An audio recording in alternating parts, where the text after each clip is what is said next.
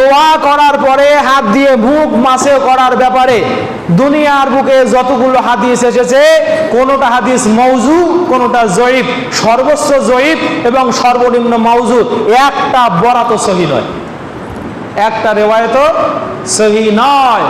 হাত তুলে দোয়া করে মুখ মাসে করা এটা গয়রে সুন্নতি পদ্ধতি, সহিহ হাদিস দ্বারা এটা প্রমাণিত নয়। কথা আমার নেটে থাকবে, কোন বাপের বেটা মুহাদ্দিস আছে আমাকে যেন একটা সহিহ হাদিস দেখায়। সম্মানিত উপস্থিতি, তাহলে হাত তুলে দোয়া করার পরে মুখ মাসে করা এটা কোনো সহিহ রিওয়ায়াত দ্বারা প্রমাণিত নয়।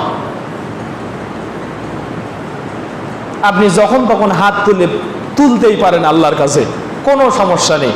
আপনি দোয়া করবেন, হাত তুলেও করতে পারেন, এমনিও করতে পারেন। আসমানের দিকে মাঝে মাঝে মাথা তুলে আল্লাহকে কিছু বলতে পারেন, আপনার মন চায় বলতে।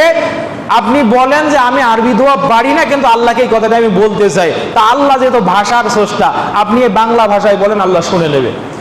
কথা বলতে না পারেন, মনে মনে বলেন, মনেও ধারণ করতে পারেন না, কিন্তু আপনার বিবেকটা কি চায়, শুধু আসমানে মাথা তুলে আল্লাহকে এইটা বোঝানোর চেষ্টা করেন। আল্লাহ যেহেতু আলিম বেদাতে সদর, আপনি যদি কায় মনোবাক্যে আল্লাহকে ডাকতে পারেন, আল্লাহ আপনার দোয়া কবুল করবেন, এটা আল্লাহ তাআলার ওয়াদা। সম্মানিত ভাইরা,